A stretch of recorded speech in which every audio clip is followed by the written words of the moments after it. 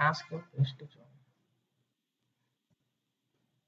Okay, guys. Meanwhile, if you have any questions, just shoot them on the comment comment box. I will try to answer your questions.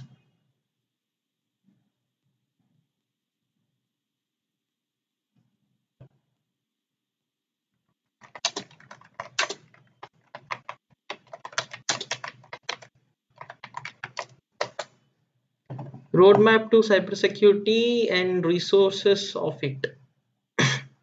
See, I'm not an expert in cybersecurity. We have an expert. His name is Akhilesh Kolati. I think it's Akhilesh Koti or something. He is a final year student in IT. We will later conduct an event on exclusively an event on cybersecurity. Then we will invite him, and he will be taking care of cybersecurity. We have Shanmukh. He was placed in Amazon for 20 lakhs package. Welcome, Shanmukh. Yeah, thank you. So now it is 6:31. We will wait till 6:35 and then we will start the session.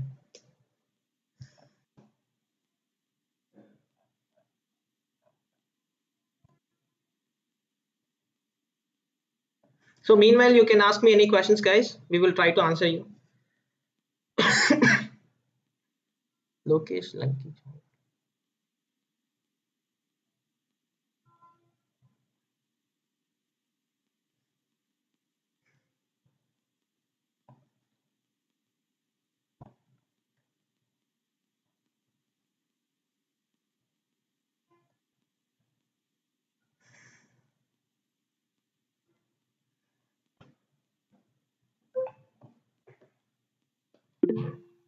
Bro, which topic are you about to discuss?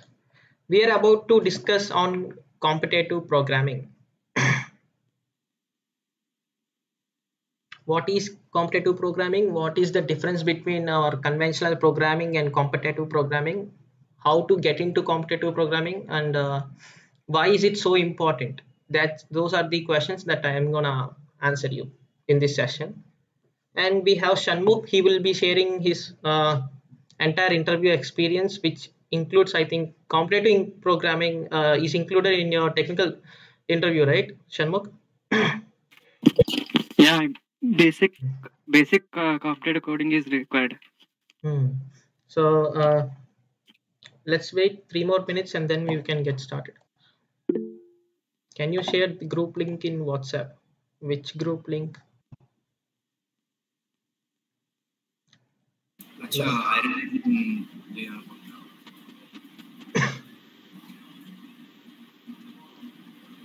Okay, meanwhile, Tarun, do you have anything to say?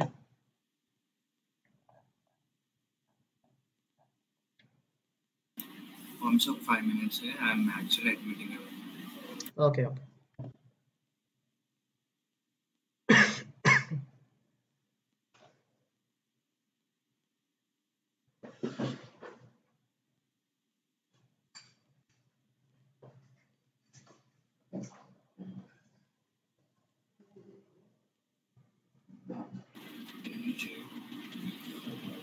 Four eight three Dalita actually EA link cover మీకు అంటే are you not there in Iron Agent? If you're not there, I'll soon share the Iron Agent group link in this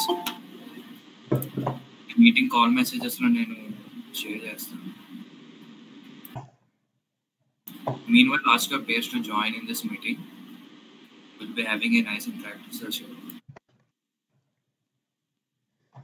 By the way, the meeting, if you're unaware of this meeting, this is all about competitive programming, and some of the placed guys will be sharing their views on how to get placed in higher tech companies, service-based companies and all.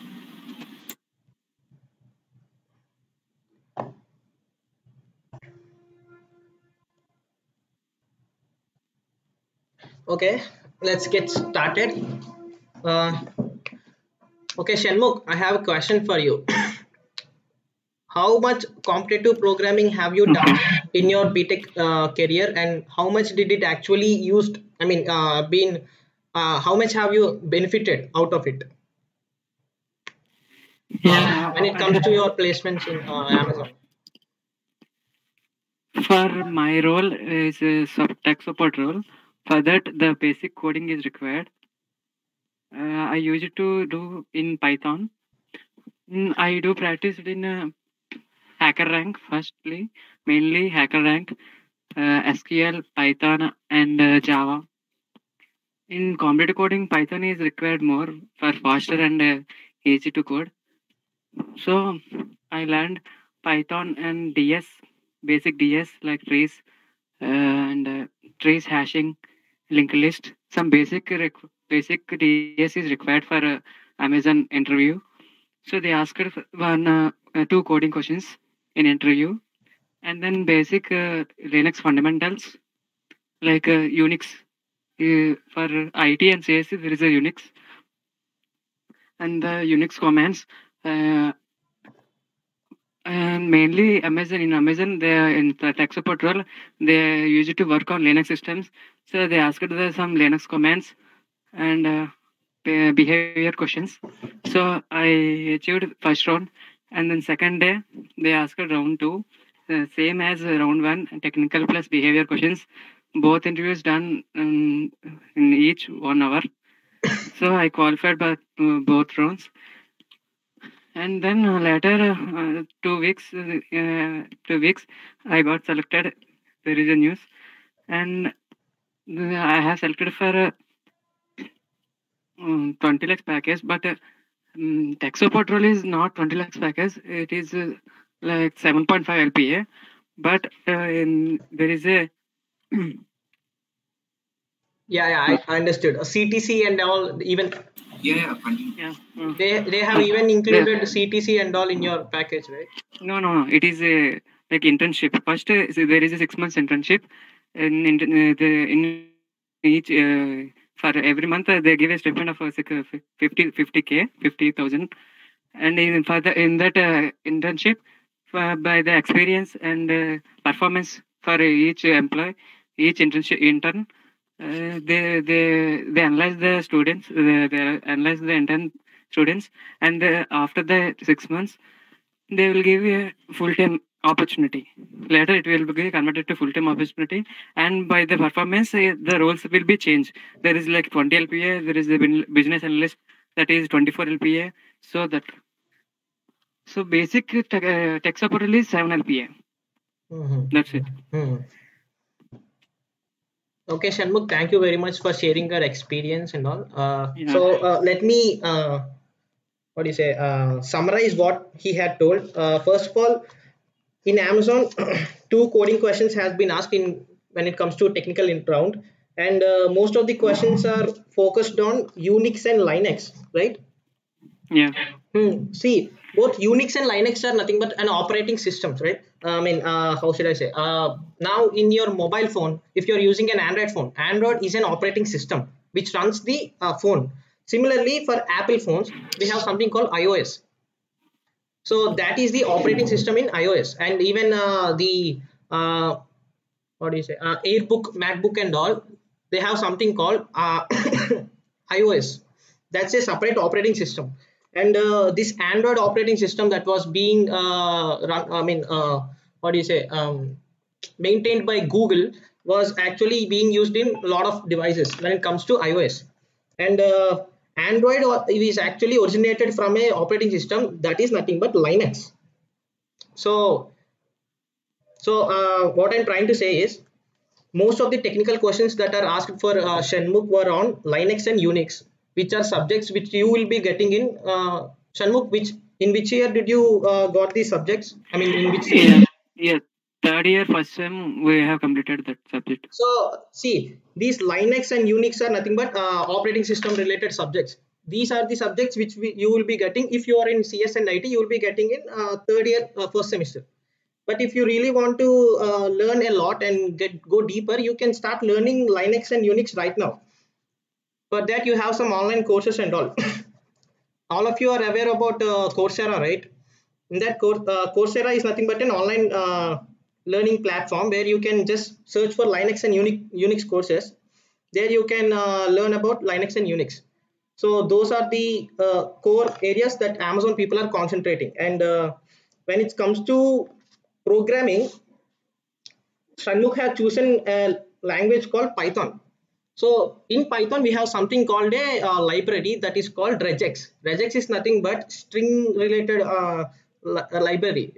So how regex works is, for example, if you have a string name is Iron Legion. In that, if you have a string like capital I, iron, capital L, rest all are small letters. Then if you have used regex module, you can simply convert all of them to small letters at once. So similar to these kind of functions, we have a lot of functionalities available in regex module. So Amazon people are very concerned about string operations. For that, in Python, we have something called regex module. Am I correct, Shanmugh? Yeah. Yeah. Yeah. Correct. So for the string manipulation and all, we have something called regex module. Regex is actually being available in even other programming language also, but when it comes to Python, it will be very easy for you to implement. So that's the reason why I think Shanmugh had chosen Python, because it runs. I don't say it will run faster. It is better. I mean, you can write faster code. That doesn't mean Python will execute in a faster time. No. You can write efficient code in a very less time, in very less amount of code lines. That's the reason why most of the people choose Python over other programming languages. So, two coding questions have been asked for Shanmugh in Amazon technical round, and And also there is one thing that Python is a scripting language. Mainly the automation, the task should be automated in Amazon work. So scripting language is also be required. Python scripting, like when there is a processor in OS and there is a processor having taking lot of time to do a task. So the employees or administrator should be get a mail that the task is loaded. So we should do a Python scripting and in a short way. so what So basically? Yeah, Shanmugh, continue. yeah, say.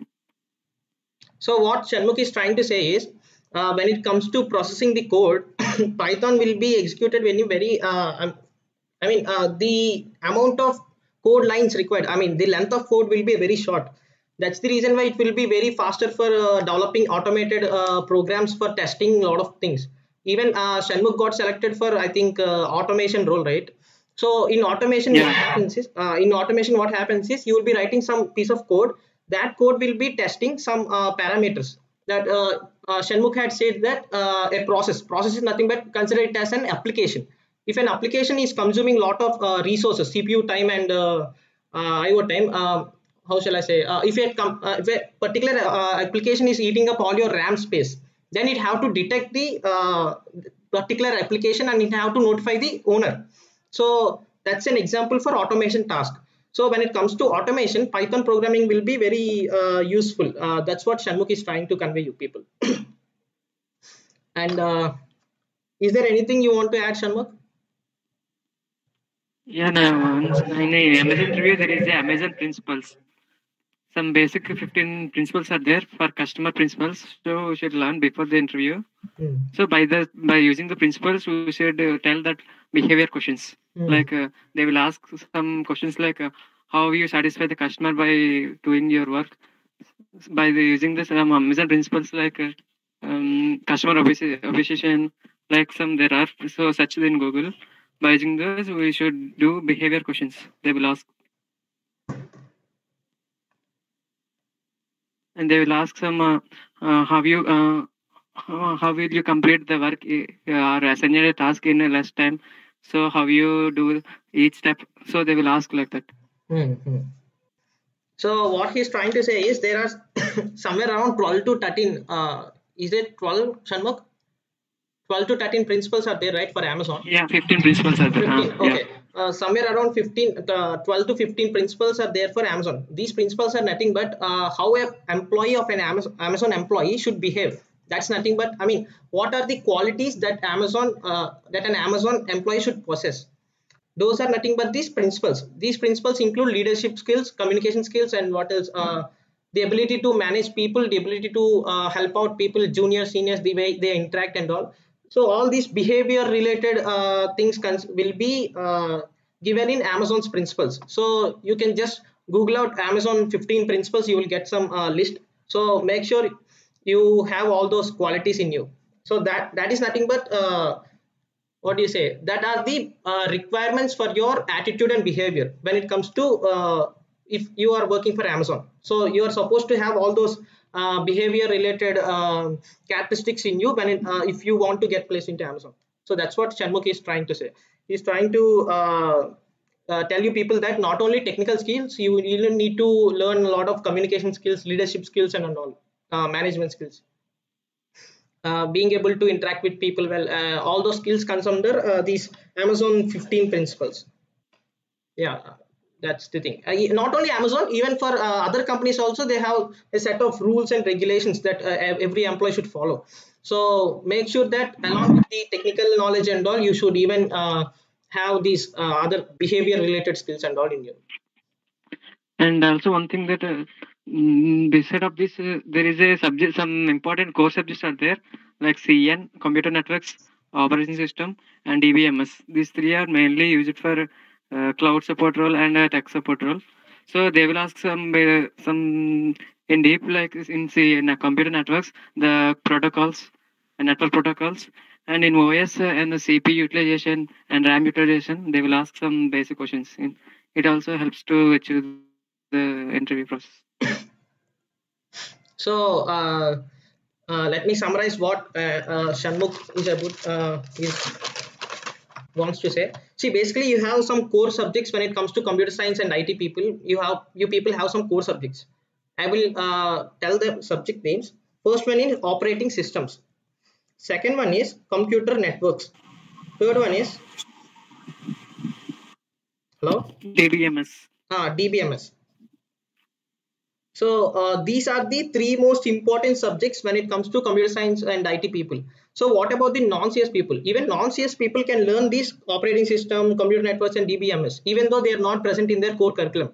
They could simply go to YouTube and other resources. They can quickly search for these terms, and there are a lot of free courses available on this. So you can start working on these courses: operating system, computer networks, and DBMS. And not only for cloud support role, I have seen a lot of job requirement list and all. There almost every single company is asking for operating system, computer networks, and DBMS subjects proficiency. So because that's what the core computer science subjects includes, these three subjects. So no, whether your role doesn't really matter. You have to learn all these concepts: programming, operating systems, computer networks, and DBMS. You will be even having some questions on all these subjects while you're facing the interview itself. So is there anything else you want to add, Shanmugh? Yeah, they will ask first, tell about yourself. You will do that, and mainly projects. In every round, they will ask you about projects, personal projects or teamwork projects.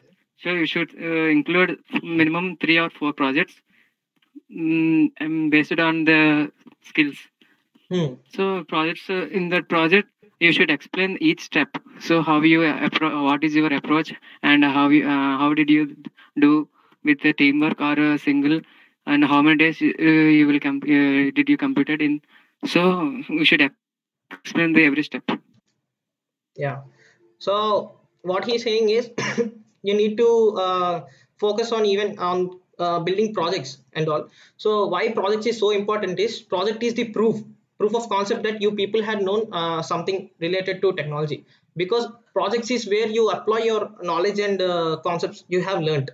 So that's the reason why projects are very important. And one more thing is projects are a good way to test your team management skills. What I'm trying to say is, see, in real world you won't be working alone. So mostly you will be getting into a team, and in that team you have to work, and you have to interact with them, you have to work along with them. So that's the reason why companies are focusing on projects, because projects are mostly done in teams. When it comes to college projects, even they are done in somewhere around 3 to 4 people will be coming together and doing a project. So they will be asking questions mainly on what's your project. First question is that. Second question is how many people are involved in this project, what is your role in this project, and have you faced any difficulties when it comes to completion of the project. And the another question is there, how did you manage the team? I mean, if someone had dropped out the project, then how did you manage him? How did you convince him to come back, or did you have you left him? So these are the type of questions that are focused on your team management skills.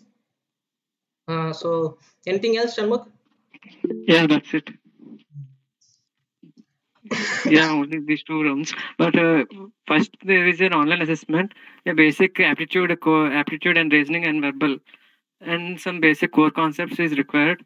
And there is one coding question in online assessment. For after that, there is a 2 rounds. So these 3 rounds are important that I have completed. So first of all, congratulations very much, Shanmugh. I haven't congratulated. Thank you. Yeah. So what he said is he said the structure of the interview process. So in first round, these will be tested. In second round, third round, fourth round. On an average, you will be facing somewhere around 3 to 4 rounds. So first round will be basic written test. There you will be tested on your aptitude and basic programming knowledge. In second round, they will be testing you on technical skills. In third round, there will be something called managerial round or HR round. So depending on the company, there will be either a fourth round, or that's for third HR round will be the final round. So in HR round, they will be focusing mostly on the behavior skills, right? Yeah.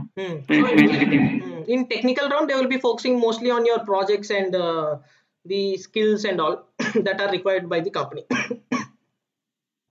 So in technical round, they will be checking that whether you will be a better fit for them for that particular role or not in technical round. So after qualifying the technical round, you will be going to the HR round. In HR round, they will be testing your behavioral skills, your attitude, behavior, character, the way you're talking, the way you're sitting, walking, and everything and all. So basically, what they are trying to figure out is whether you will be a fit for their culture. Every company will have some culture in their company. So whether you will fit for that culture or not, they will be testing you on that HR managerial round. So okay, I think every point is covered, right, Shanmugh? Yeah, covered. So Shanmugh, thank you very much for accepting the invitation and joining the club. Yeah. So yeah, so I will start talking about competitive programming in particular.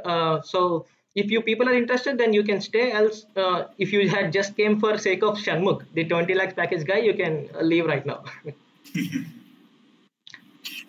By the way, if anyone have any questions to ask to Shanmugh, you can ask now itself. Shanmugh ni evena adagalanukunte, you can ask this guy. Yeah, Malli Shanmugh Malli manaku dorukutado ledo telidu. So just shoot your questions right now. Yeah. You can ask in the chat box. Okay, what to answer when HR compares to companies?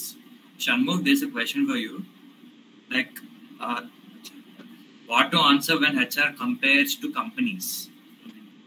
Means? I haven't understood the question.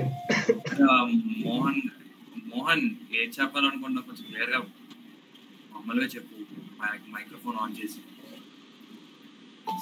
HR compares to companies. What is the eligibility criteria for placement? Yeah, other guy, Jashwant Allah, he's asking what is the eligibility criteria for placement?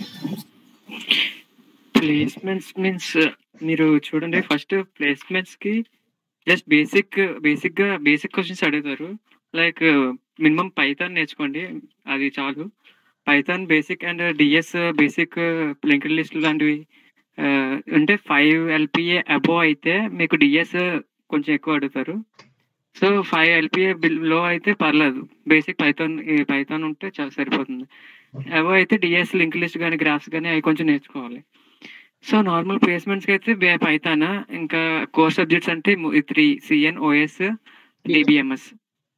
Service based కంపెనీస్కి, product based కంపెనీస్కి తేడా అంటే, product based companies అంటే Amazon, Flipkart ఇలా ఉంటాయి కదా, వీటికి మీరు సిఎన్, ఓఎస్ అనేది బాగా ప్రిపేర్ అవ్వాలి. అవే 1 hour అడుగుతారు ఒక్కొక్క సబ్జెక్ట్. సో మామూలుగా ఇవి సర్వీస్ బేస్డ్ కంపెనీస్లో హెచ్సిఎల్, టీసీఎస్ ఉన్నాయి కదా, ఇవన్నీ జస్ట్ మీకు డిబిఎంఎస్ ఎక్కువ అడుగుతారు. ఎస్క్యూఎల్ ఆపరేషన్స్ అవి అవి అవి అవి టెక్నికల్గా అది పైథాన్, ఇంకా ప్రాజెక్ట్స్, ఇంకా పర్సనల్గా జనరల్ క్వశ్చన్స్ అవి అడుగుతారు. సో ఇవి జస్ట్ మీకు ఇవి 30 minutesలో అయిపోతాయి, 30 to 40 minutesలో ఇవి అయిపోతాయి. ప్రొడక్ట్ బేస్డ్ అయితే 1 hour పడుతుంది మీ ఇంటర్వ్యూ ప్రాసెస్. సో ఇవి సరిపోతాయి ప్లేస్మెంట్స్కి. అండ్ ముందుగా ఈ రౌండ్స్కి వెళ్ళాలంటే మీరు first round online assessment complete చేయాలి. అవి అందరికీ జనరల్గా మీరు కాలేజ్లో 3rd yearలో నేర్చుకుంటారు. యాప్టిట్యూడ్, క్వాంటిటేటివ్ యాప్టిట్యూడ్ ఉంది కదా, యాప్టిట్యూడ్, వెర్బల్, నెక్స్ట్ ఇంకా ఇంకేంటుంది, మీరు పైథాన్ బాగా నేర్చుకోండి. ఇది హ్యాకర్ ర్యాంక్ ప్రొఫైల్ క్రియేట్ చేసుకోండి. పైథాన్ అందులో మినిమం 100+ ప్రాబ్లమ్స్ చేయండి, అవి సరిపోతాయి. మామూలు బిలో 5 LPA, అబౌవ్ 5 LPA కావాలనుకుంటే మీరు ఇంకా డీప్గా డిఎస్ ప్రాబ్లమ్స్ అవి చేయాలి. అవి టెక్నికల్గా. మీరు ప్రొడక్ట్ బేస్డ్ అయితే మీరు లినక్స్ అనే ఓఎస్ని, లినక్స్ అంటే చాలా ఉంటాయి, యుబుంటు ఉంటుంది. యుబుంటు ఓఎస్ని మీరు విర్చువల్ బాక్స్ కానీ అలా యూజ్ చేసి మీరు వేరే ఓఎస్ వాడుకోండి విండోస్లో. అవి యూజ్ చేయడం నేర్చుకోవాలి. ఆ కమాండ్స్ అవి ఇప్పుడు మామూలు విండోస్లో అయితే మీరు ఫైల్ డిలీట్ చేయాలంటే జస్ట్ యూఏ ఉంటుంది కాబట్టి క్లోజ్ కొడితే అయిపోతుంది. ఫైల్ డిలీట్, అదే రైట్ క్లిక్ చేసి డిలీట్ చేస్తే అయిపోతుంది. అదే మీరు యుబుంటు ఓఎస్లో అయితే మీరు కమాండ్స్ టైప్ చేయాలన్నమాట. డిలీట్కి అవి కొన్ని కమాండ్స్ ఉంటాయి. ఆ కమాండ్స్ అనేవి నేర్చుకోవాలి. ఆ యూట్యూబ్లో మీరు నేర్చుకోవచ్చు. ఇంకా గ్రీక్స్లోని ఆ సైట్స్ ఉంటాయి, అందులో నేర్చుకోండి. ఎందుకంటే యుబుంటు అవి ఎందుకు వాడతారంటే ప్రొడక్ట్ బేస్లో సర్వర్స్ ఉంటాయి. సర్వర్స్ అనేవి విండోస్ మీద రన్ అవ్వలేవు, దానికి లినక్స్ సర్వర్స్ ఉండాలి, యుబుంటు సర్వర్స్ అవిని. సో కమాండ్స్తో అయితే ఫాస్ట్గా వితిన్ సెకండ్స్లో, మినీ సెకండ్స్లో అవి ప్రాబ్లమ్స్ అవి కంప్లీట్ చేయగలవు. సో కెర్నల్ అది ఫాస్ట్గా అవుతుంది కాబట్టి. సో మీరు ఎక్కువగా ఈవెంట్ అవి నేర్చుకోండి. ఈవెంట్ ఖాళీ లినక్స్ ఉంటుంది, హ్యాకింగ్ యూజ్ అవుతుంది. అది నేర్చుకుంటే ప్రొడక్ట్ బేస్డ్కి బాగా యూజ్ అవుతుంది. సర్వీస్ బేస్డ్ అయితే మీరు జస్ట్ ప్లాట్ఫామ్స్ ఉంటాయి, పైచార్మ్ అని, అందులో పైథాన్ అవి నేర్చుకోండి. ఎస్క్యూఎల్ బాగా నేర్చుకోండి, డిబిఎంఎస్.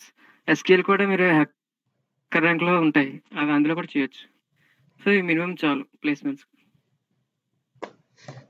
ఇంకా క్వశ్చన్స్ ఏమైనా ఉంటే అడగండి. యూ కెన్, అంటే మీరు మీ క్వశ్చన్స్ ని చాట్ బాక్స్ లో టైప్ చేయొచ్చు, లేదా ఇలా మైక్రోఫోన్ ఆన్ చేసి చెప్పచ్చు. Microphone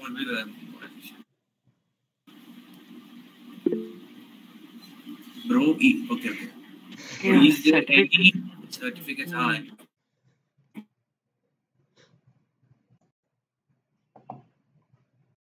So who will be answering the question? నేను ఆన్సర్ చేయనా, ఎవరైనా ఆన్సర్ చేస్తారు?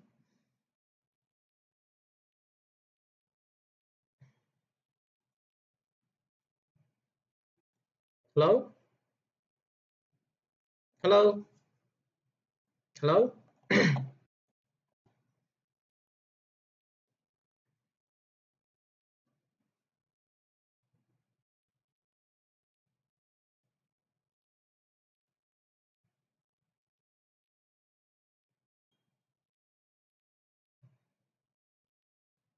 మినిమం పే చేస్తే ఆ సర్టిఫికేట్స్ అనేవి కొన్ని యూజ్ ఉంటాయి. మీరు ఆ సర్టిఫికేట్స్ అనేవి చేయడం కాకుండా అది ప్రాక్టికల్గా చేసి మీరు గిట్హబ్ ప్రొఫైల్ క్రియేట్ చేసుకోండి.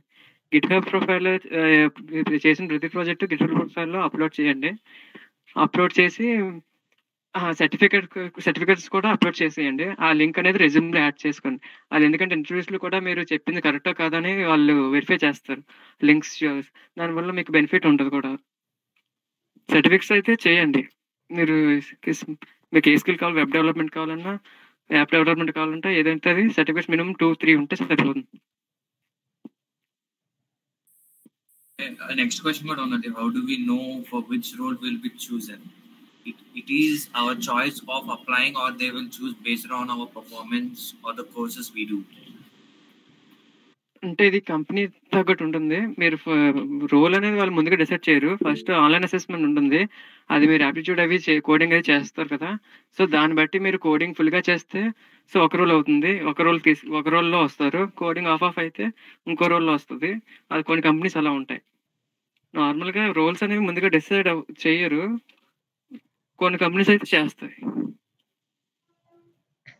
ఓకే, ఎవరైతే కొత్తగా జాయిన్ అయ్యారో మీటింగ్ లో, where actually having a discussion with a guy who cracked the Amazon. His name is Shanmukh. Okay, మీకు ఏవైనా క్వశ్చన్స్ కానీ ఏమైనా షూట్ చేయాలనుకుంటే షణ్ముఖ్ ని ఏమైనా అడగాలనుకుంటే you can ask now itself. You can type it in the chat box here. How did you prepare for Amazon? Amazon అంటే నార్మల్గా ఇంటర్నెట్ అనేది సరిపోతుంది. జస్ట్ మీరు కోర్ సబ్జెక్ట్స్ మెయిన్ గా వాళ్ళు అడిగేది ముందుగా మాకు తెలిసింది కంప్యూటర్ నెట్వర్క్స్, ఓఎస్ అవి ఆడతారని. సో ఈ సబ్జెక్ట్ 2 days లో మేమైతే ప్రిపేర్ అయ్యాం. ఎందుకంటే మాకు ముందుగా థర్డ్ ఇయర్ లో అయిపోయింది 3-1 లో. సో మళ్ళీ ఫస్ట్ నుంచి మేము నోట్స్ రాసుకున్నాం. 2 days అయింది ఒక్కొక్క subject. So mainly C and OS ఈ 2 చాలు. ఈ 2 ఇంకా టెక్నికల్ గా పైథాన్ కానీ అలా పైథాన్ ఒక నెంబర్ ఆఫ్ ప్రాబ్లమ్స్ చేయడమే. సో ఇవి అండ్ అంటే ఫస్ట్ గా జాబ్ డిస్క్రిప్షన్ ఇస్తాడు, దాన్ని బట్టి మనం ప్రిపేర్ అవుతూ వెళ్ళిపోవాలి అంతే. 1 week టైం ఇస్తాడు ముందుగా. సో ఆ 1 week లో మనం నేర్చుకోవాలి. లింక్ పెడతాడు, ఆ 1 week లో ఎప్పుడైనా మనం రాయొచ్చు. సో ముందుగా మనం ఇవి నేర్చుకోవాలి. కోర్ సబ్జెక్ట్స్ టెక్నికల్ గా పైథాన్ ఉండాలి. ఇంకా యాప్టిట్యూడ్ అవి మనం థర్డ్ ఇయర్ లో నేర్చుకుంటాం. బేసిక్ అవి పర్లేదు, అవి అక్కడ నేర్చుకుంటే మన ట్రైనింగ్ లో సరిపోతుంది. సో ఆ 3 నేర్చుకుని ఆన్లైన్ అసెస్మెంట్ క్లియర్ చేస్తే మిగతా రౌండ్స్ కి మనం ఈజీగా వెళ్ళిపోవచ్చు. Galaxy, I will answer your question. In fact, I have a separate slide on that question, so I will answer the question. Okay, అయితే ఒకసారి షణ్ముఖ్ నీ పర్సెప్షన్ ఏంటి ఈ కాంపిటేటివ్ ప్రోగ్రామింగ్ మీద? నీ పర్సెప్షన్ ఒకసారి చెప్పు. అంటే ఇంపార్టెంట్ అంటే దాని మీద ఎక్కువ ఫోకస్ చేస్తూ ఉంటారు కదా చాలా మంది. కాంపిటేటివ్ ప్రోగ్రామింగ్ అంటే ఇది ఎక్కువ ప్రొడక్ట్ బేస్డ్ కంపెనీస్ అయినా సర్వీస్ బేస్డ్ కంపెనీస్ అయినా ఇప్పుడు ఆన్లైన్ ప్లాట్ఫామ్ నుంచే తీసుకుంటున్నాయి, ఎక్కువగా కాలేజ్కి రావట్లేదు. సో ఇక్కడ కాంపిటేటివ్ ప్రోగ్రామింగ్ అనేది ఇంపార్టెంటే. మీరు కాంపిటేటివ్ ప్రోగ్రామింగ్ అంటే ఫస్ట్ మీరు ఈజీగా ఉండే సింటాక్స్ అనేది తక్కువగా అనేది చూసుకోవాలి. అది పైథాన్ ఉంది. మిగతా అయితే సింటాక్స్ వల్ల కొంచెం టైం లాగ్ అవుతుంది, దానివల్ల ప్రాబ్లమ్స్ కూడా ఉంటాయి. సో పైథాన్ ఎంచుకోండి. మీరు బేసిక్ ప్రోగ్రామింగ్ అనేది మీకు ఇది ప్రెప్పిన్స్టా ఉంటుంది. సో అది మీరు అందులో కొన్ని కోడింగ్ క్వశ్చన్స్ ఇచ్చేస్తారు. ఆడియో బేసిక్ కోడింగ్ 100 కోడ్స్ ఉంటాయి. ఆ బేసిక్ కోడింగ్ నేర్చుకోండి, స్ట్రింగ్ ఆపరేషన్స్ నేర్చుకోండి. అండ్ అది basic. Just next level intermediate level ఏమొచ్చి డిఎస్ నేర్చుకోవాలి. డిఎస్ అనేది C++ లో నేర్చుకుంటే, C++, జావా 2 ఉంటాయి. C++ లో నేర్చుకుంటే ఈజీగా మీరు నేర్చుకోవచ్చు ప్రతిదీ, కానీ కొంచెం టఫ్గా ఉంటుంది. సో డిఎస్ నేర్చుకున్నప్పుడు ఈచ్ టాపిక్ కి మీరు మినిమం 5 ప్రాబ్లమ్స్ అయినా నేర్చుకోవాలి. సో నేర్చుకుని చాలా కొన్ని టాపిక్స్ ఉంటాయి ఇంపార్టెంట్. మళ్ళీ మీరు డైనమిక్ ప్రోగ్రామింగ్ అనేది నేర్చుకోవాలి. అది ఏంటంటే ఇప్పుడు టైం కాంప్లెక్సిటీ అనేది వస్తుంది. ఇప్పుడు ప్రోగ్రామ్ అనేది మనం రాసినప్పుడు లాజిక్ కరెక్ట్ అయినా సరే మనకి ఇచ్చిన టైంలో ఇన్ టైంలో మనం కంప్లీట్ చేయాలి. సో దానివల్ల లాజిక్ రైట్ అయినా సరే సో పాస్ అవ్వరు. ఇది కాంపిటేటివ్ కోడింగ్ లో మోస్ట్ ఇంపార్టెంట్. సో మీరు టైం కాంప్లెక్సిటీ అనేది ఇక్కడ ఇంపార్టెంట్. సో టైం కాంప్లెక్సిటీ అంటే దానికి సంబంధించిన వేరే ప్రోగ్రామ్స్ ఉంటాయి, అవే డైనమిక్ ప్రోగ్రామింగ్. సో మీరు ఎగ్జాంపుల్ ఫ్యాక్టోరియల్ ప్రోగ్రామ్ తీసుకుంటే ఇప్పుడు 3 ఫ్యాక్టోరియల్ 4 ఫ్యాక్టోరియల్ అంటే మీరు ఈజీగా చేసేస్తారు. కానీ ఎక్కువ 100 ఫ్యాక్టోరియల్ అలా ఉన్నప్పుడు ఎక్కువ టైం పడుతుంది కదా. సో డైనమిక్ ప్రోగ్రామింగ్ అంటే కొన్ని స్టోర్ చేసుకుంటుంది ఆటోమేటిక్గా. సో 5 ఫ్యాక్టోరియల్ ముందుగా మనం ఎప్పుడైనా ఇన్పుట్ ఇచ్చినప్పుడు అది స్టోర్ చేసుకుంటుంది. సో ఎప్పుడైతే మనం 6 ఫ్యాక్టోరియల్ ఇస్తే 5 ఫ్యాక్టోరియల్ స్టోర్ చేస్తుంది కదా. సో మిగతా ఫ్యాక్టోరియల్లో యాడ్ చేసి చెప్పేస్తుంది. సో ఫాస్ట్గా అవుతుంది. ఇలా డైనమిక్ ప్రోగ్రామింగ్, గ్రేడీ ఆల్గరిథమ్స్ అని కొన్ని ఉంటాయి, ఇవి నేర్చుకోవాలి. ఇవి ఎక్కువగా డిఎస్ అనేది ఇంపార్టెంట్ కాంపిటేటివ్కి. సో ఇవి నేర్చుకుంటే మీరు ఈజీగా ప్రొడక్ట్ బేస్డ్ కంపెనీస్ లో కూడా క్రాక్ చేయొచ్చు. దీనికి ప్రిప్రిన్స్టా ప్లాట్ఫామ్ ఉంటుంది, గ్రీక్ ఫర్ గీక్స్, ఇందులో మీరు నేర్చుకోవచ్చు. So Shenmukh, can you turn on the video once so that they can see your face? Actually కొంచెం పైన ఉన్నా, చీకట్లో ఉన్నా. It's okay. ఇప్పుడు It's okay then. So almost నేను చెప్పాల్సిందంతా షణ్ముఖే చెప్పేశాడు. So quickly I will share my screen and I will talk about competitive programming and yeah, Shanmukh man, can I take over? Yeah, okay. Vamsi, ఒక 2 minutes ఆగి start చేయి. People are joining. Okay.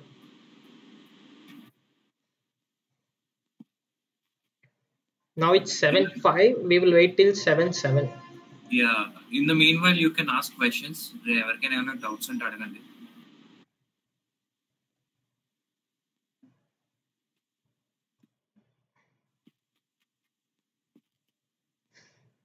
Okay, Galaxy have a question on which language they should choose. I have a slide on that too. I will explain you. Don't worry. Just stay till my talk is completed.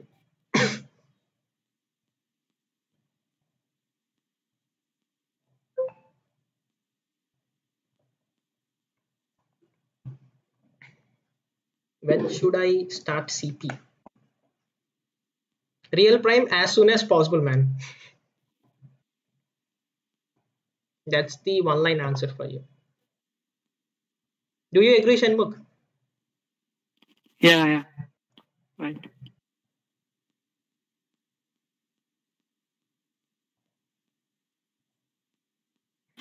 It's better we start. Okay, and one more thing, real prime, you can't just get into competitive programming. You first have to learn programming language, all the basics, the syntaxes, the loops, conditional statements, functions, oops concepts and all. And then you have to learn data structures. Data structures include arrays, stacks, linked lists and all. And then you have to learn algorithms. Even in algorithms we have a lot of variations of algorithms. We have dynamic programming algorithms, DPs. We have greedy based algorithms, and we have what else, branch and bound, backtracking, and what else? Is there anything else, Shanmukh? The Mainly 3 things: backtracking, greedy algorithms, and dynamic programming. So first you have to learn a programming language, then you have to learn functions, loops, arrays, implementation of arrays, and all the basic stuff. How to write a function, what are oops concepts and all, and then you have to learn data structures, and then you have to learn algorithms. Then it will be pretty easy for you to get started when it comes to competitive programming. So that's something I have to add to your answer. So let me start. It became 7:07 అయిపోయింది. So let me start.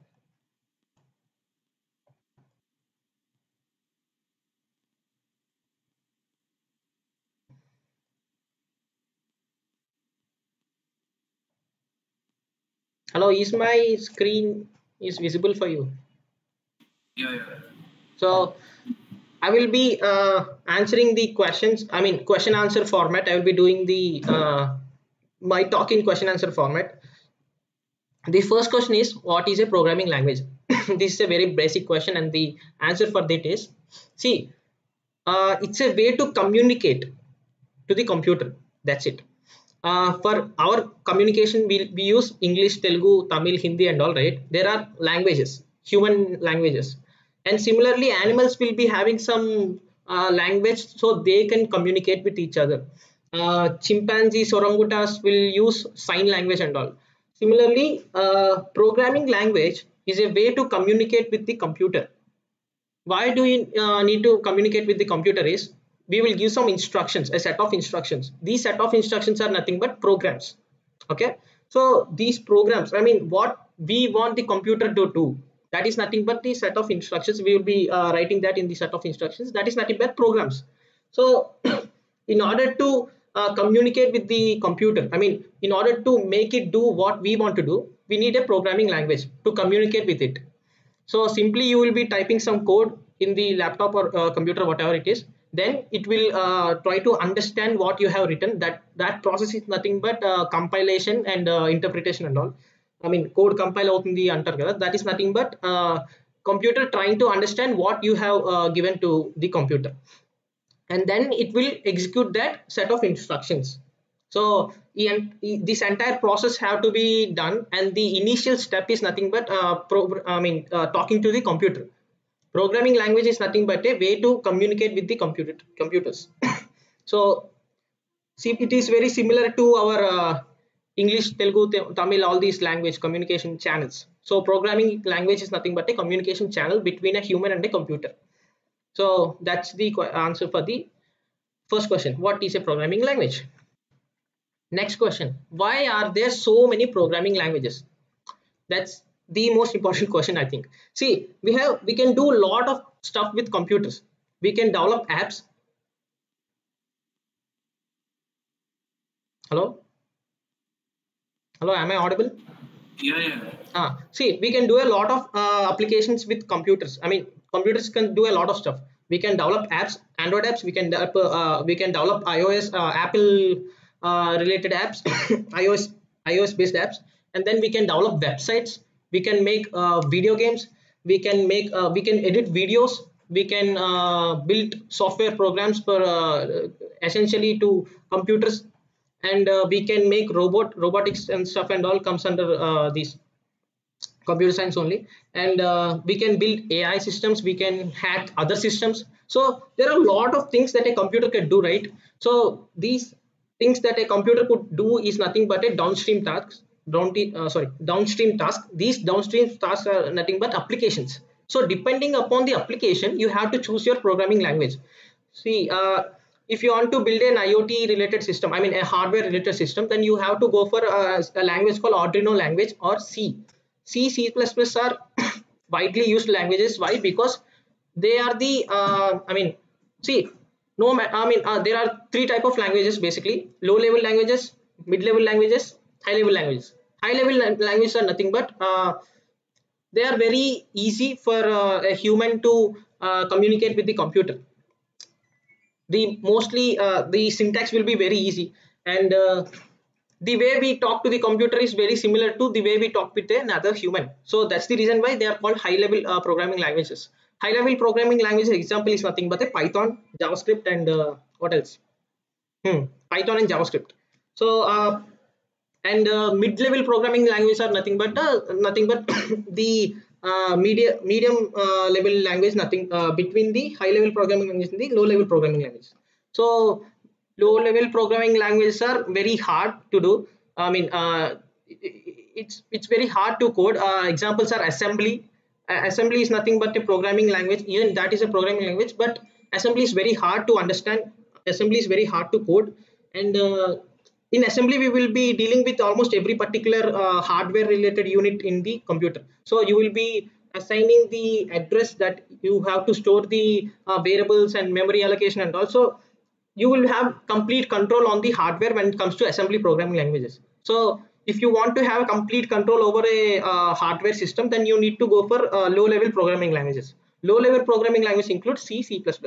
So one of the interesting application of C++ is, see, we have rovers on the Mars, Moon, and other planets, right? Rovers.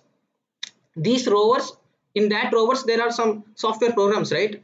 Those software programs are written in C++ languages. So that's how much important that is C and C++.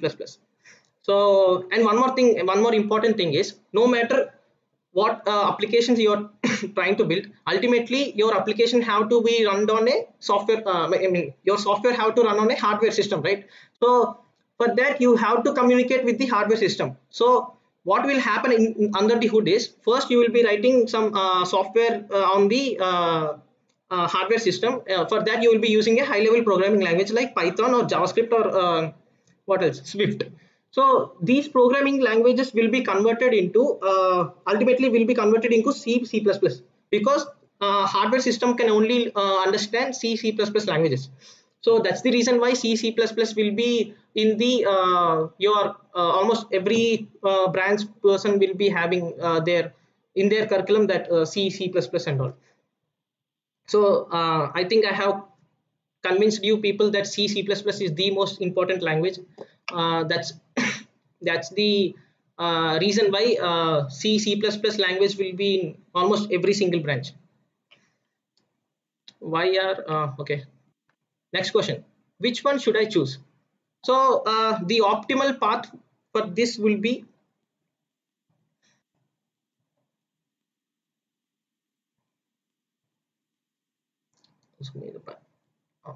Google Meet.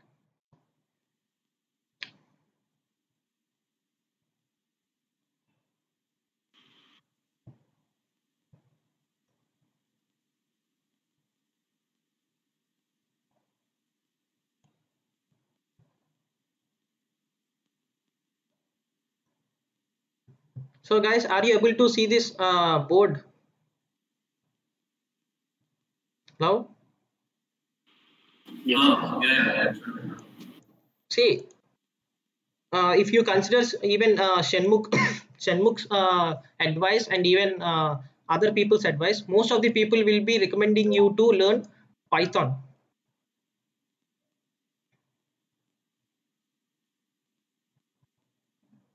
As a beginner, you can start learning start writing code in Python. Why Python is, see, Python is actually developed to make somewhere around 6 to 10-year-old kids to learn programming. That's the reason why Python was made initially when Python was developed.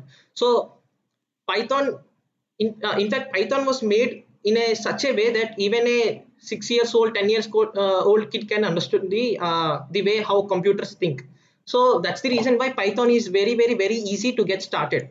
So you will be learning a lot of concepts that will take a lot of days when it comes to other programming languages. Why? Because Python is very simple,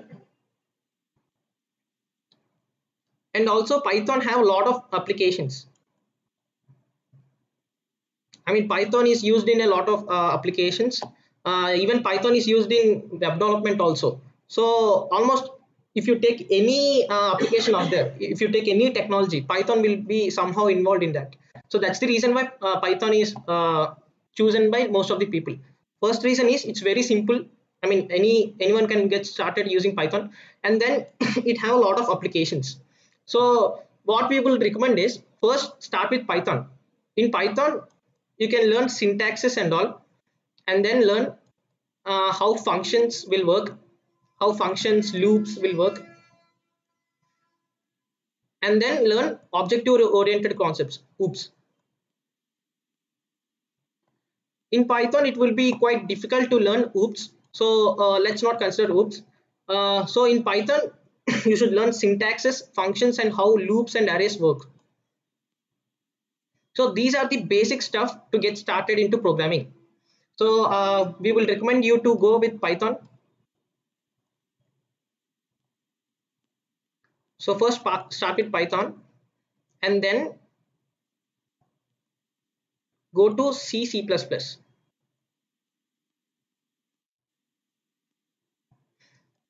Why most people consider C++ together is, see, C++ is nothing but an extension for C.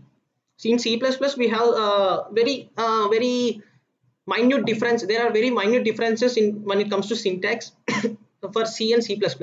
And in C++, we have something called objective-oriented programming. OOP.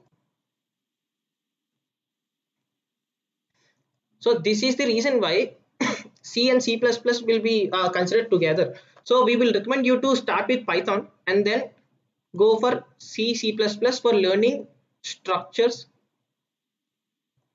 unions, and what else? Pointers and objective-oriented programming.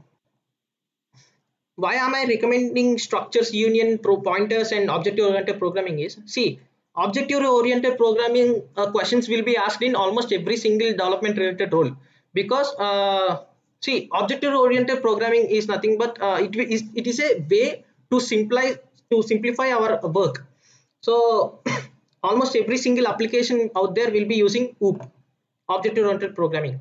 For that, C++ will be very lucrative to learn object-oriented programming. And when it comes to structures, unions, and pointers, almost in every high-level language you won't find structures, unions, or pointers. In Python, we don't have pointers either. In Java also, we don't have pointers. In almost every other language, we don't have pointers, structures, and unions. So why am I recommending you people to learn structures, unions, and pointers is these will allow you to learn, I mean, go further and learn how memory allocation and how RAM, ROM, all these memory allocation, resource allocation will be working. That's the reason why you should learn structures, unions, and pointers in C, C++. And there you will be learning OOPS also. In Python, you will be learning all the basic stuff. Then you will be learning OOPS, pointers, structures, and union. So Python, and then C, and then mostly you will be coming back to Python, because almost every single problem can be solved using Python modules. We have something called modules in Python with simple import statement, import math. So by using just this one statement, import math, you will be able to solve almost every single math problem out there. That's the reason why Python is so powerful, because it allows you to use modules. These modules will make your life so easy. That's the reason why mostly you will be going back to Python. But first you start with Python and then go to C, C++ to learn memory allocation and all using pointers, structures, unions and all. Then mostly you will be going back to Python. But from here you can even go to some other programming language.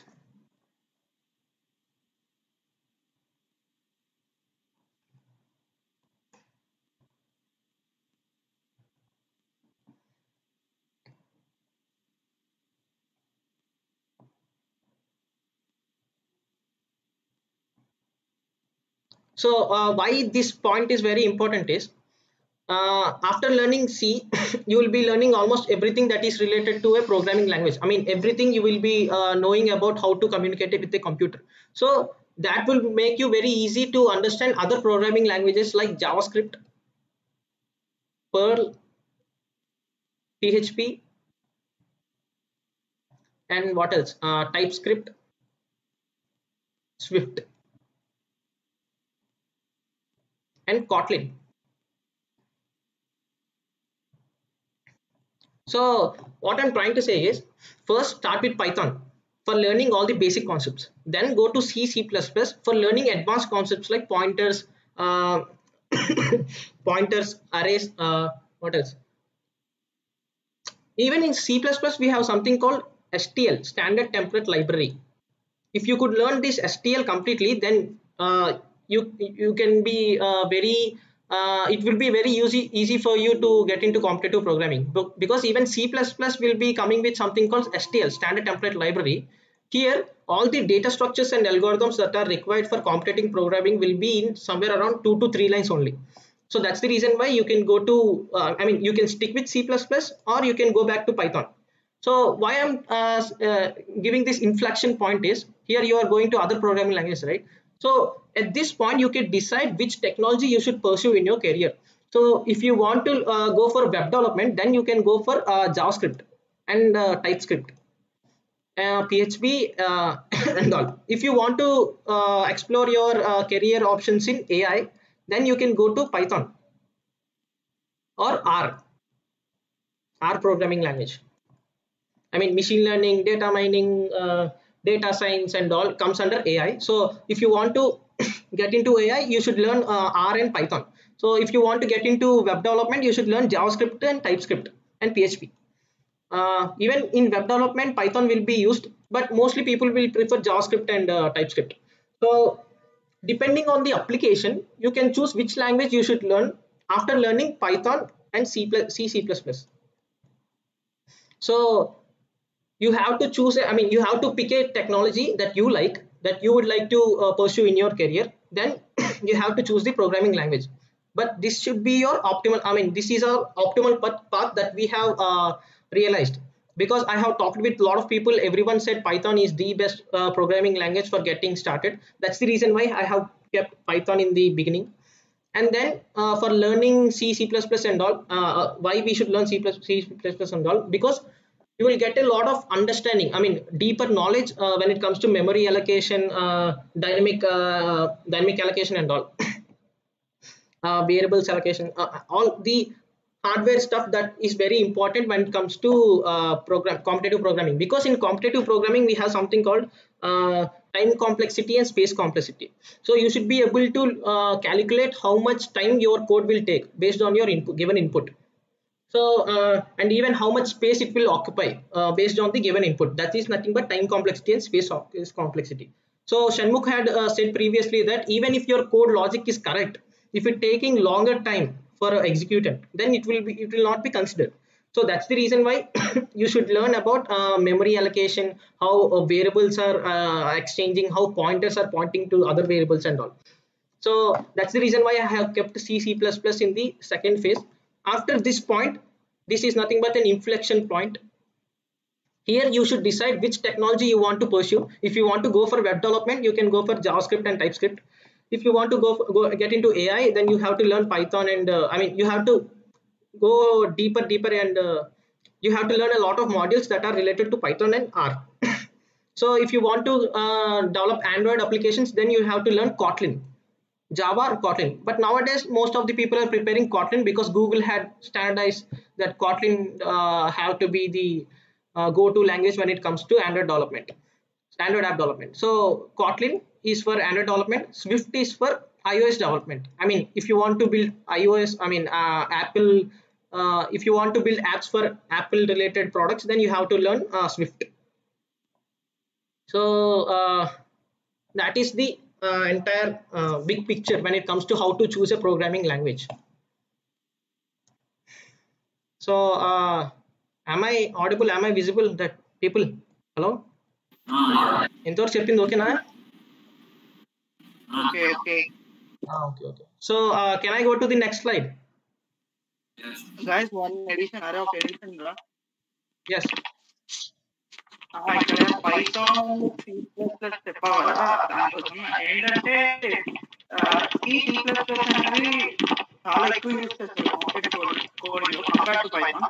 ఒకే ఒక advantage from అది ఏంటంటే Python sorry ఒకే ఒక disadvantage Python లో ఏంటంటే Python run చేస్తే compilers అని C తో design చేసింది. That is one thing. So ఏంటంటే ఇప్పుడు C ఆ కంపైలర్ లో రన్ చేస్తే అది only take 2 seconds. But Python program వచ్చి అది కంపైలర్ లో రన్ చేస్తే దాని C తో తయారు చేసిన కంపైలర్ లో టేక్స్ లైక్ 10 seconds. సో దానికోసం అని చెప్పి పైథాన్ లో కేమ్ విత్ సొల్యూషన్ లైక్ పైపై అని చెప్పి దాంతో ఒక సొల్యూషన్ ఉంటుంది. బట్ మనకి ఇప్పుడు బోర్డు ఉన్నాయి హ్యాకర్ ర్యాంక్ ఇవన్నీ కాంపిటేటివ్ ఎగ్జామ్స్ బట్ ఏంటంటే దానికి ఆప్టిమైజ్ అవ్వలేదు, అంటే అది ఇంకా కంపైలర్ ఇంకా పెట్టలేదు. సో అందువల్ల most of them stick with C++ only or Java. So అదొక main point when it comes to competitive coding. ఇది ఒక పెద్ద ఫ్యాక్ట్ ఎందుకు you have to C++ over Python. So ultimately it depends on your perspective. If you want to write the code faster, then you have to go for Python. If you want to write an efficient code, if you want to write a code that will work very fast compared to Python, then you should go for C++. Why? Because all the compilers are basically built for C++ code compilation. So I have explained you, right?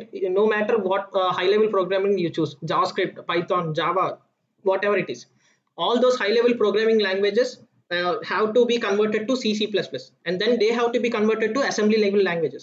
So if you could write the code directly in C++, then it will save a lot of time, right? That's what Real Prime is trying to say. Am I right, Real Prime? Yes. So yeah.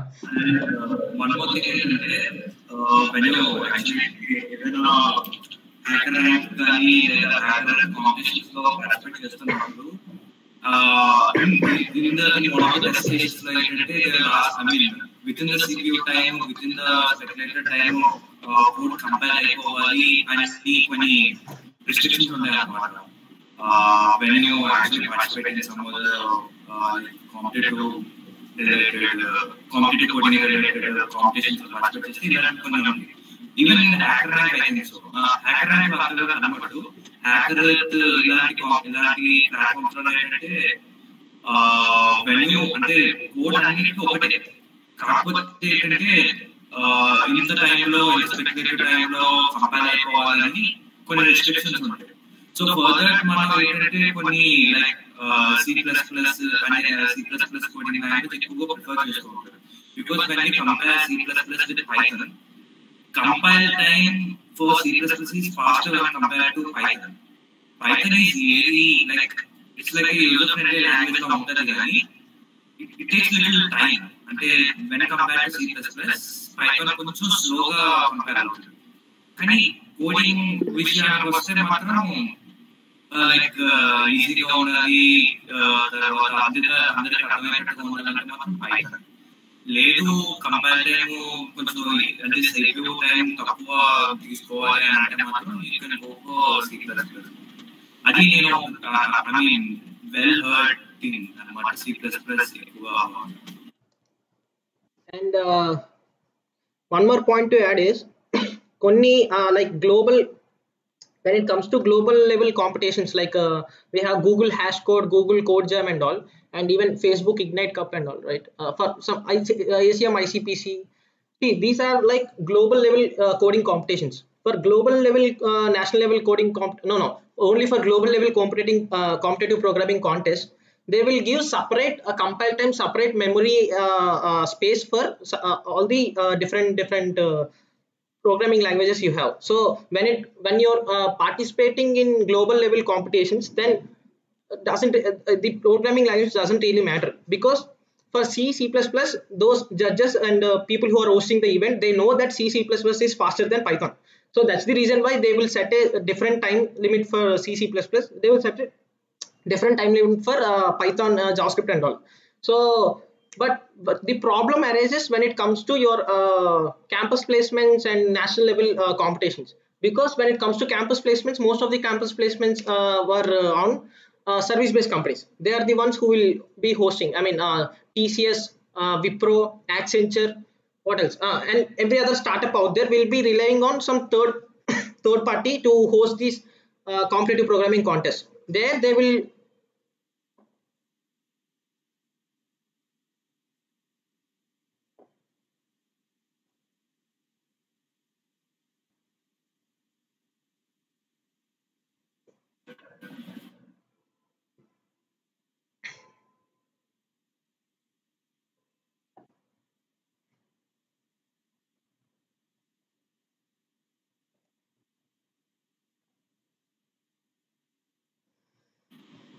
So ఏంటంటే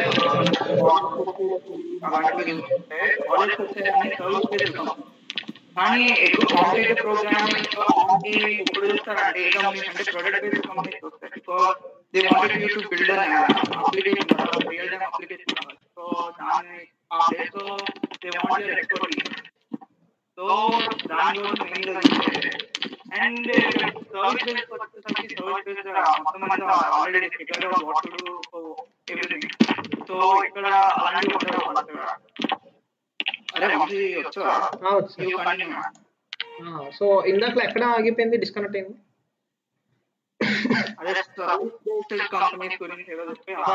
So see, most of the companies that are coming to our colleges are service based companies. So service based companies are nothing but like they are not very what do we say, product focused. They are very service focused people. Why service focused is, see, services are nothing but let me give you some examples, like attending meetings, giving phone calls, sending emails, testing the code that product based people had built, have coded. So all these minimal tasks, mostly people will be calling these tasks as garbage tasks. So mostly these garbage tasks will be done by the service based companies. Actual product will be built by the product based companies. That's the reason why they call the product based companies as product based companies, because they work on the actual product.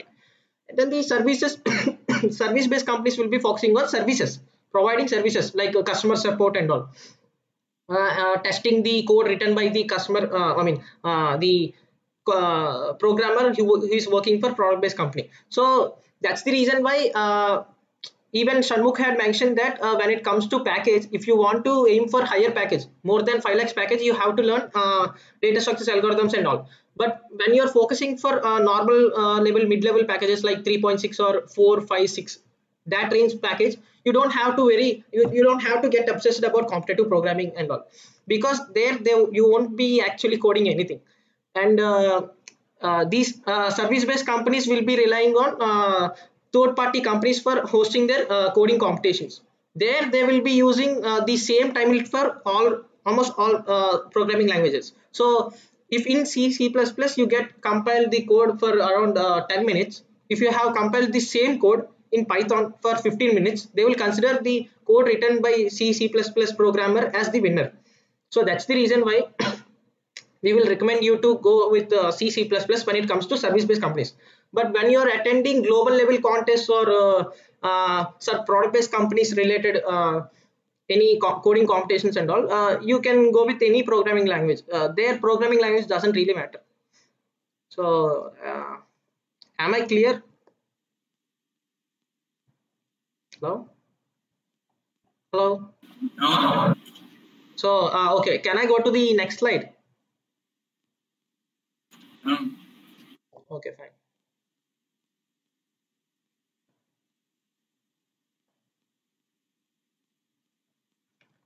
I'm done with which one should I choose, right? This question, right? Yep. Okay.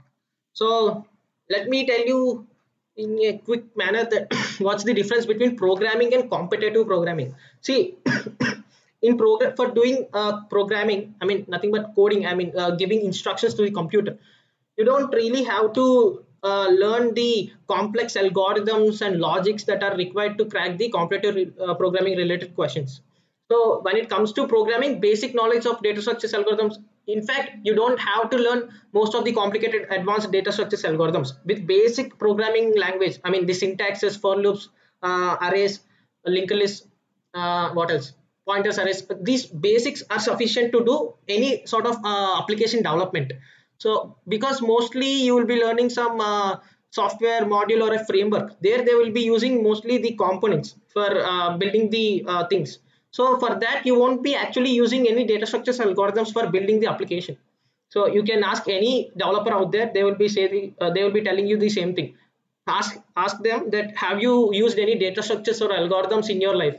They will never say that I have used that. So because for building application software and all, we don't actually use data structures and algorithms, because all those complex advanced data structures algorithms are actually built in form of frameworks. In that frameworks there are something called components. So using that components and all, by using all those frameworks, we will be building the applications. So for yes, competitive programming is not for everyone. Okay, first point is that, and second point is competitive programming mainly focuses on problem solving. Mostly these problems are very mathematical oriented. So they are like puzzles. So while solving those puzzles, you will be applying all your data structures algorithms knowledge in this while solving that puzzle. So all the competitive programming questions are designed in such a way that a particular data structure or an algorithm will be the solution for that particular puzzle. So that's the thing about programming versus competitive programming. Competitive programming heavily focuses on your knowledge on data structures and algorithms, but when it comes to development, programming, coding and all, I don't think you will be using any data structures and algorithms. So I have even talked with a lot of foreigners, even they have said that. I mean, other UK, London, all those people I have met in Slack. So I have covered programmer versus developer also. So yeah, that's it. So guys, am I audible? Hello? Hello? Audible. So that's the thing about programmer versus developer.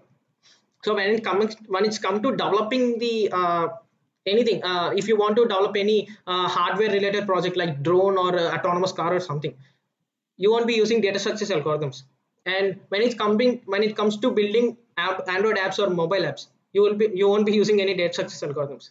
When it comes to building a website, you won't be using any data structures algorithms.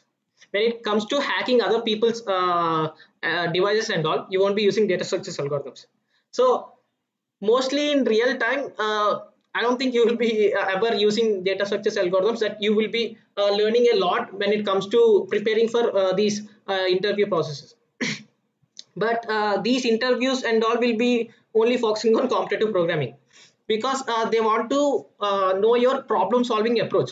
If some strange problem is given to you, how you are able to approach that problem. That's the reason why they want to test that your approach, the way you think, how programmatically are you able to think or not. That's the test they want to perform on you. That's the reason why they will be going to competitive programming. And one more thing is, usually competitive programming is quite hard to master competitive programming. So that's the reason why mostly software companies will be focusing on competitive programming, because that of course you won't be using any data structures algorithms when it comes to actual development, but it will be very easy for them to pick the top guys, right? So they can easily pick the highest scored people when it comes to competitive programming contests and all. So usually there are some coding contests. There will be giving some questions. Then all the participants will be writing code for that. I mean, they are nothing but puzzles. So these people will be solving that puzzles using programming, their own programming languages. So based on the most efficient code, most less, I mean, most minimal amount of time required for the code. That is nothing but time complexity. So that time complexity and space complexity, minimum space that your program is consuming, that is nothing but space complexity. Based on the code efficiency, time complexity, and space complexity and all, they will be selecting the top guys. So to filter out the A players among all the applicants, so they will be using the competitive programming as a go-to approach, because it's quite easy, because in internet and all we have a lot of competitive programming questions, so they don't have to prepare another set of questions for any other subject. So that's the reason why they will rely on competitive programming itself. But in real life, uh, I don't think competitive programming will be useful for you. I mean, I have never used any data structure algorithm in my entire life. I mostly work on AI and blockchain. So Tarun, you have built some IoT related project, right? Yeah. Have you used any data structure algorithm in that project? No. Actually, data structures ki దీనికి అసలు minimum సంబంధం లేదు. So we have Real Prime. He's actually designer, UI UX designer. So it even comes under web development. So Real Prime, have you ever used any data structure or algorithm in your entire life? No. No. So Shanmugh, I think you're a cyber security related person, right? Hello, Shanmugh ఉన్నడే వెళ్ళిపోయాడు. So Shanmugh is basically a cyber security. So Shanmukh, నువ్వు ఏమైనా hack చేస్తున్నప్పుడు data structures algorithms ఏమైనా use అయ్యాయి నీకు? Hacking కి అవి ఏం వాడాలని జస్ట్ మాడ్యూల్స్ కొన్ని ఉంటాయి, దట్స్ వాట్ కామెంట్స్ అవి వాడతాం. సో ఇక్కడ Shanmukh, here what Shanmukh is trying to say is, even in when it comes to hacking other people's computers, electronic devices and all, we will be using some framework, some components and modules and all that are written in, I think in Kali Linux or something. Hello. So mostly in almost every single technology or downstream application, for actually building the product, we won't be using any competitive programming. So that's the one thing that I have observed, because I have a lot of context and I have talked with a lot of people regarding this. Really, competitive programming will be used in their life or not? So that's the thing about competitive programming. Yes, they are useful if you're trying to crack some product based company or something related to that. So if you really want to start your own company, or if you really want to work on development side, I mean, build new things and all, then you should not focus on competitive programming much. You should actually focus on learning technologies and exploring new things. And ఇది ఇంకా ఏమో language లో design చేయాలనుకుంటే, Hello, Real Prime, you're not audible. Suppose CP అనేది competitive programming అనేది okay, contest job okay. కానీ ఇంకొక main advantage ఏంటంటే సపోజ్ పైథాన్ ఉంది, Python and C plus plus ఉంది. దాంట్లో ఏంటంటే మీకు ఇంకా ఒక మంచి కోడ్, వెల్ స్ట్రక్చర్డ్ కోడ్ అది రాయాలంటే అంటే ఎక్స్పీరియన్స్ వస్తుంది మీరు ఇవన్నీ చేసిన తర్వాత. ఈ హార్డ్ వర్క్ అనేది ఓకే పోదు కదా అక్కడికి. అంటే చాలా మీ రాసే కోడ్ కూడా ఎఫిషియెంట్ గా ఉంటుంది, అలాంటివన్నీ ఉంటాయి. బట్ ఇప్పుడే సి ప్లస్ ప్లస్ లో ఒక లైన్ కాంపిటేటివ్ కోడింగ్ లో ఉంది. నార్మల్ గా మీ కోడ్ సపోజ్ లైక్ 500 milliseconds కి రన్ అవుతుంది అనుకోండి, ఒక లైన్ ఉంటది, డోంట్ రిమెంబర్ ఇట్, బట్ ఆ లైన్ ఒకటి రాస్తే 200 milliseconds లో అయిపోతుంది. సో అలాంటివన్నీ అదే థ్రెడ్డింగ్ అనే కాన్సెప్ట్ ఉంటుంది. థ్రెడ్డింగ్ సో మా మాడ్యూల్ వాడి మనం కడితే అది కొంచెం ఎఫిషియెంట్ గా ఉంటుంది. సో ఇలాంటి హ్యాక్స్ అన్ని చాలా మీకు యూటిలైజ్ చేసుకుంటారు. ఏం డెవలప్ ఇలాంటి హ్యాక్స్ అన్ని ఏంటంటే ఇంకా చాలా ఉపయోగపడతాయి మీకు. సో ఇలాంటివన్నీ మీకు దీంట్లో నేర్చుకోవచ్చు. So that's it. So what real priming is trying to say is competitive programming will force you to write an efficient code. So for that you will be learning a lot of hacks and all. So that's the reason why he's recommending you to get into competitive programming. But what my perspective is, competitive programming is not for everyone. Not everyone have to be a coder, right? So even in competitive programming and all, you don't have to learn the entire concepts, entire advanced data structures algorithms. You have to just learn the basic concepts, like when it comes to data structure. Wait, I have prepared an Excel sheet. Let me share you that. So is this visible? Hello? Yeah. So see, when it comes to basic data structures, you need to learn arrays, stacks, queues, linked lists, binary search trees. And when it comes to sorting and searching algorithms, we need to learn binary search, quick sort, merge sort, order statistics, counting sort. Advanced data structures includes priority queues, all these advanced data structures.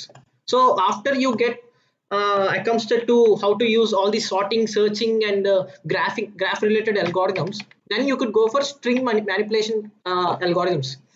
In fact, in almost every single product based company, they will be focusing on string manipulation. That's the reason why even Shenmugh had recommended you to learn regex module in Python, because string manipulation algorithms will be mostly asked in product based companies. And then we have graph algorithms. Graph related algorithms are binary for breadth first search, by Dijkstra, Floyd-Warshall, Kruskal and all. These are graph related algorithms. So basically what graph related algorithms are, see, when you consider a lot of nodes, I mean let me give you an example. If you consider all your friends as one of the nodes around you, so if a lot of wait, consider your classroom. In that classroom, consider every person as a node. I mean every like a dot. Okay, imagine a, oh wait, I will draw.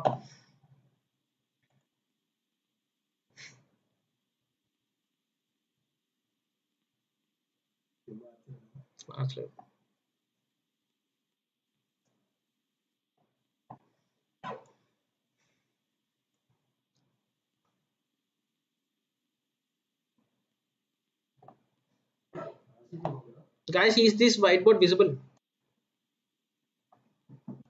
Hello? Hello?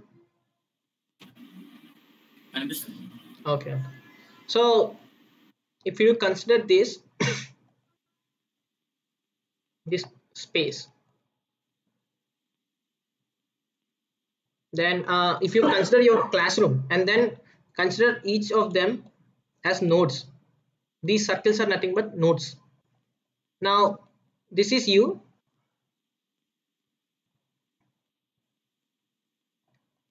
in a classroom everyone are not your friends, right? You will be having very limited number of friends. So if you consider this and this person as a connection between these two people as friends, then your friends will be having other friends, right? So that will be another connection. So this connection is nothing but edge. These circles are nothing but vertices. So the connection between the edge and vertices is nothing but your relationship. I mean your friendship. So hmm. So now basically graph algorithms will be focusing on these type of data. So what will be mostly common asked questions will be, see, now if you're here, now you have to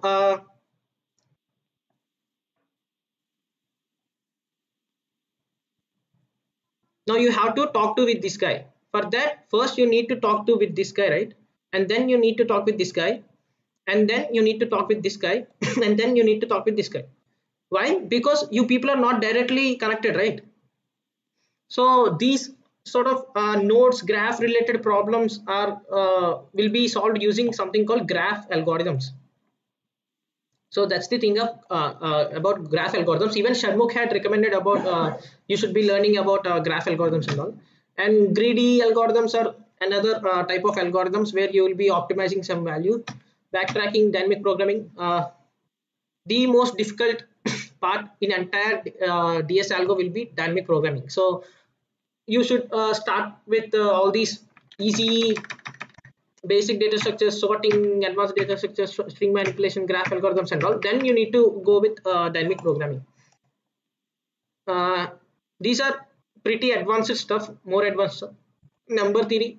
Number theory, why I'm recommending number, why am I recommending number theory is mostly the programming, competitive programming questions will be heavily focused on mathematical questions. I mean mathematical puzzles.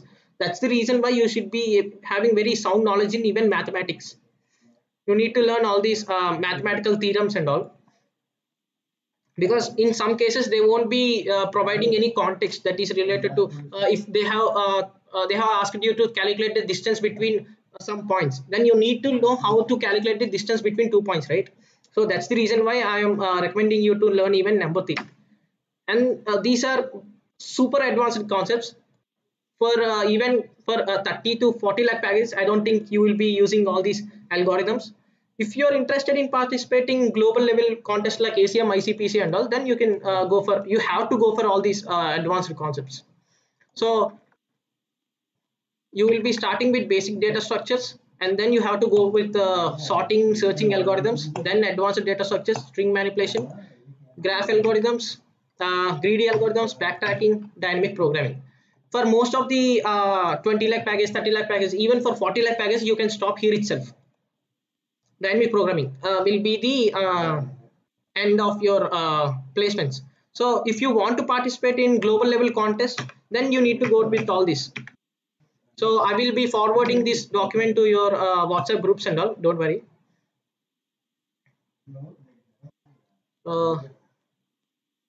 Those are the what do you say? The prerequisites before you get into competitive programming. Once you have learned all this, then even you can start competitive programming in parallel. While learning the concepts itself, you can search on competitive programming on this particular concept. Then you will be having getting some results that are based on the concepts. I mean the competitive programming questions that are designed on these topics.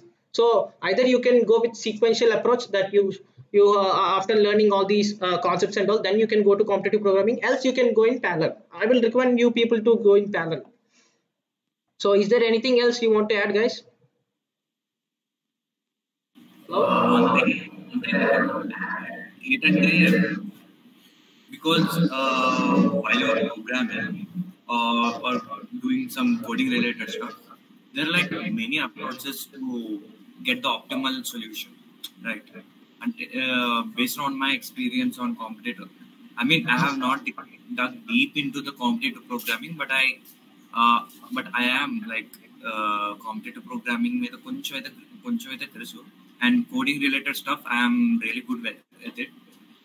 I think there are like many approaches to solve a problem. Either you choose the best approach to to get the optimal solution. That really depends upon you, how creative you are at that particular time. Like ఏదైనా at the end of the day, you have to get the optimal solution. Either you choose the tree approach or greedy approach, whatever you choose. At the end of the day, optimization is the core thing, is the most important thing. That's the only thing actually which differs from you to the competitive expert level competitive programmer or a 30 or 40 LPA package holding student or any other guy. So that's the only difference. The way you choose the way you choose the best approach for your code is the important thing. That's the only thing I would like to add. And we are having some other resources like books, blogs and videos and all. We will be sharing in the WhatsApp groups. And I would like to end the session by showing you the most important source out there, that is YouTube. So in YouTube, if you just search for LeetCode solutions, you will be getting a lot of playlists. So you can just watch all these playlists. See, LeetCode solutions. So what's LeetCode is? LeetCode, HackerRank, HackerEarth, CodeChef, CodeForces, all these are nothing but a platform, competitive programming related platforms. In these platforms, they will be hosting some contests almost every single day, every single week, every single month, every single year.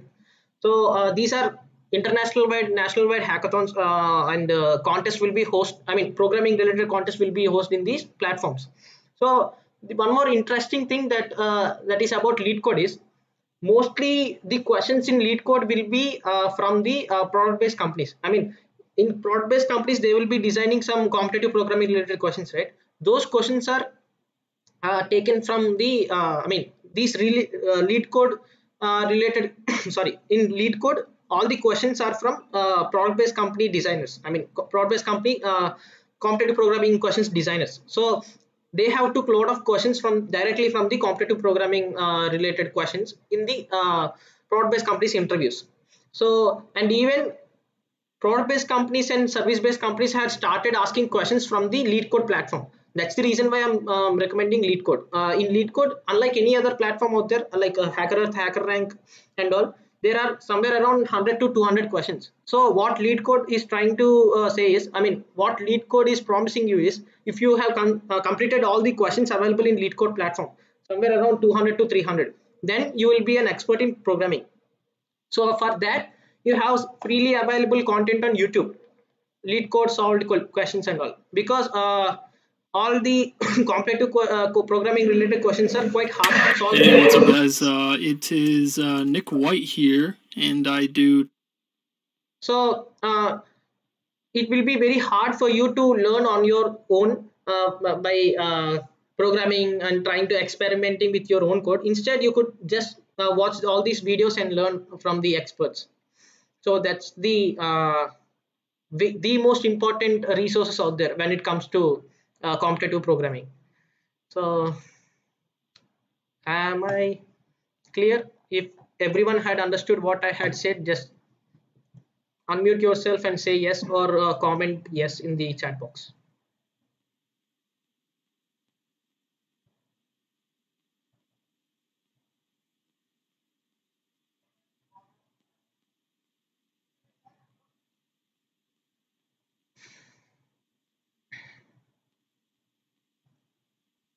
Galaxy have a question. In HackerRank, while solving, they are giving certain syntax specifically or data type specifically, which is difficult to figure out how to use. I was able to solve only two by now. How do we get to know these things? I referred solutions in Google, but I am not understanding their usage. See, better switch the platform, right? In other platform, it will be, see, when you're using HackerRank, right? HackerRank is, I think, HackerRank is by our Indians. While other platforms like even CodeChef is by our Indians only. I mean, CodeChef is operated by our Indians only. WhatsApp is by Indians. It's an academy thing. So other platforms like HackerRank and CodeForces and all, Unlike Earth also, it would be. okay, let me finish, Tarun. See, other platforms like HackerRank and Codeforces, they are having a very wide spread of communities out there because they are being operated by the some other foreign countries like United States or Canada or something like that. So because of that, they are having very widespread. I mean, they are quite popular compared to Hacker Earth and CodeChef. Because of that, they are having a lot of community, a huge community. So even for a small question, there will be a lot of answers, a lot of approaches. So just by seeing the solutions of the questions, you can learn a lot when it comes to Hacker Rank and Codeforces. But when it comes to Hacker Earth and CodeChef, yes, the community is quite big, but it's not as big as compared to the Hacker Earth and Hacker Rank and Codeforces.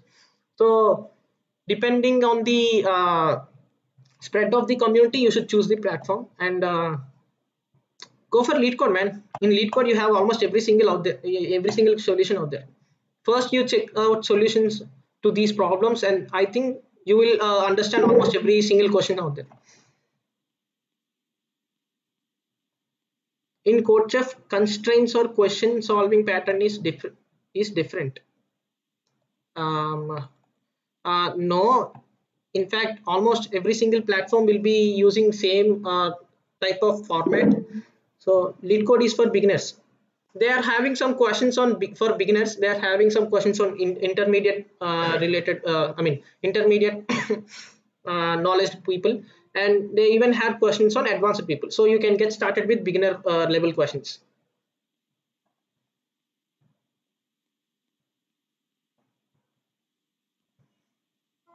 So I think I have covered almost everything you need to know about competitive programming. Did I? Hello? Hello? Yeah. Shenmukh, are you there? Yeah. Yeah, man. Yeah, Is there man. anything that we have left out? No, nothing. So, yes, guys. Now the time is 8:02. So, yeah, I think if you found this session valuable, then comment yes and then leave. For hackathons, any suggestions? For hackathons and on, we'll be having some other session. Don't worry, Galaxy. Stay tuned to Iron Legion WhatsApp groups. So, guys, if you have found this session useful, then just type yes and then you can leave.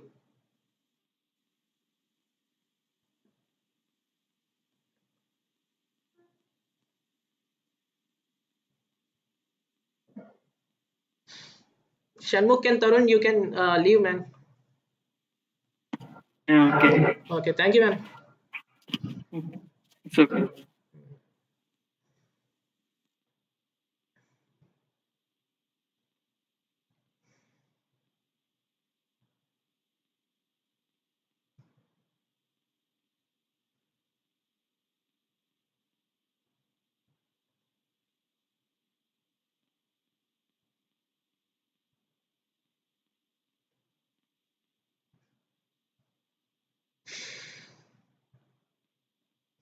Is Iron Legion a project or an idea for a startup or a community building event? The last option, it's a community. Galaxy, you go and check out our official website, man. It's ironlegion.tech. There you will be.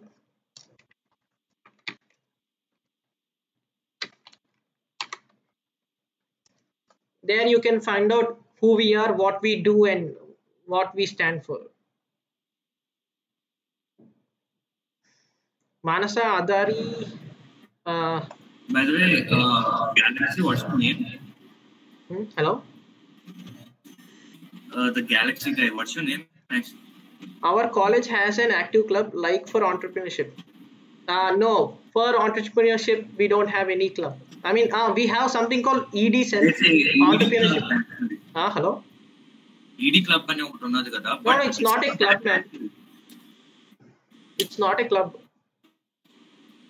it's an cell. I mean, it is a college related entity where you can approach them. There you can I mean, you can ask for funding. I mean, you have to tell your idea for them. Then if they had liked your idea, then they will be Aishwarya. Okay, which branch and which year?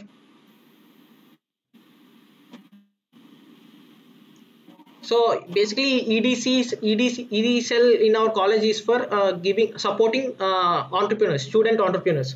So if you have any idea, first year CSE, okay, fine. Which section, if you want to disclose?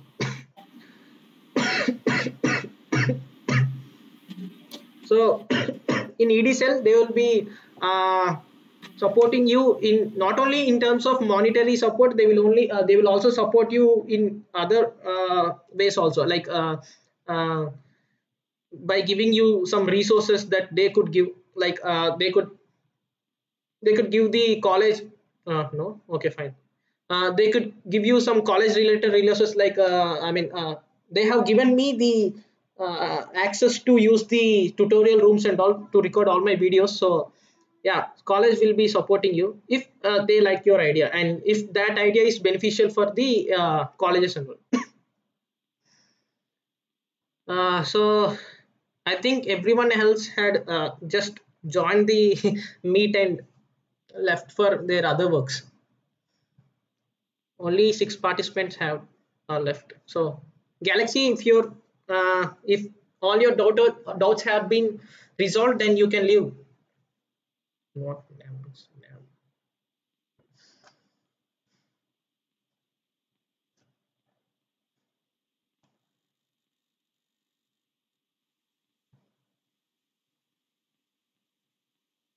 Manasa Adari, are you there? Manasa Adari.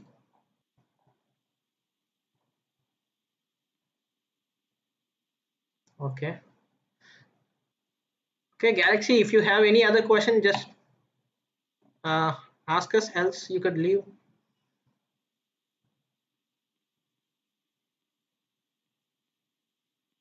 ఏ ట్రా Galaxy అల్లంటుంది. నేను తీసుకుంటే విషయం మాట్లాడు. చెప్పరా. అదే ఈ నేను I++ లోనే ఒక 3 ఈవెంట్స్ పెడదామని అనుకుంటున్నా. చెప్పాను